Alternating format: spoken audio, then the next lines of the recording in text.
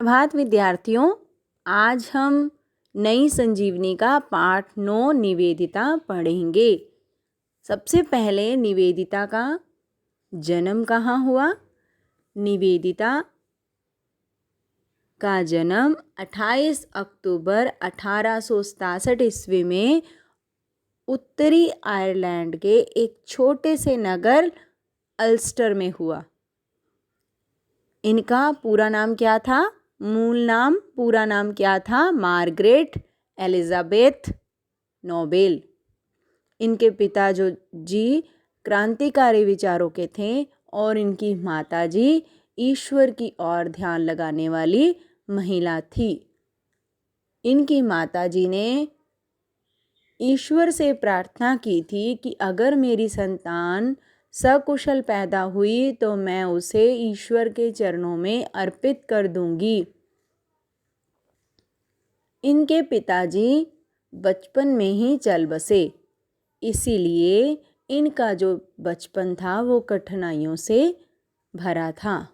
इनकी माँ ने इन्हें पढ़ाया लिखाया और ईश्वर की ओर ध्यान लगाने के लिए प्रेरित किया।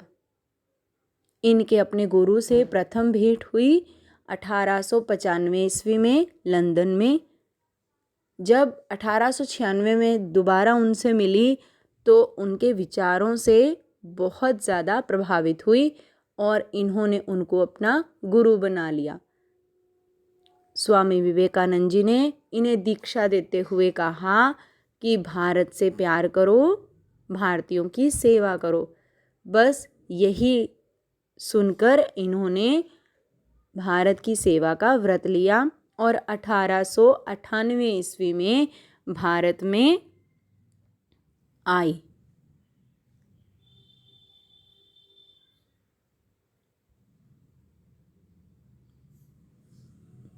उसके बाद इनको बहुत सारे लोकप्रिय नामों से भी बुलाया गया, जैसे कोलकाता में इनको भगिनी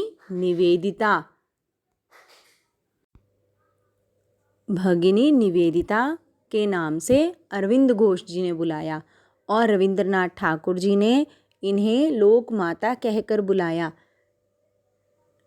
ये अपनी छोटी सी कुटिया को सेवा की कुटिया कहकर बुलाती थी, क्योंकि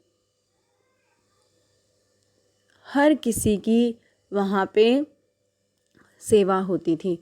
जिन लोगों को बीमारियों ने ग्रसित कर रखा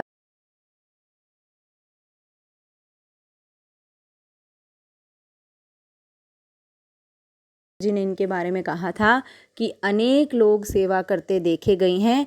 कोई धन से सेवा करता है, कोई तन से, पर दिल से सेवा करते मैंने निवेदिता को ही देखा है। 1906 में जब पूर्वी बंगाल में बाढ़ और अकाल आया तो इन्होंने लोगों की खूब सेवा की। पानी में कीचड़ में लिथड़ कर पूरी तरह से अपने कपड़े खराब हो जाते थे इनके कपड़े, और ये फिर एक पेड़ से दूसरे पेड़ के पर बैठकर घरों में जाया करती थी और उनको बीमारों को वहाँ से लेकर आया करती थी और उनकी खूब सेवा करती थी और उनके लिए दवाइयाँ जुटाने का काम भी करती थी। तो इसी को कहते हैं दिल से सेवा करना। इन्होंने बसु विज्ञान मंदिर की स्थापना के लिए प्रेरणा दी, स्वतंत्रता आंदोलन में भाग लिया, लॉर्ड कर्जन के विरुद्ध इन्होंने भाषण भी दिया। उसके बाद 13 अक्टूबर 1911 में इन्होंने संसार छोड़ दिया। अक्टूबर बेटा यहाँ पे 2 तरीके से लिखा हुआ है मैंने, दोनों तरीके बिल्कुल सही हैं। अगर अक्टूबर लिखते हैं तब भी सही है, अगर अक्टूबर लिखते हैं तब भी सही है।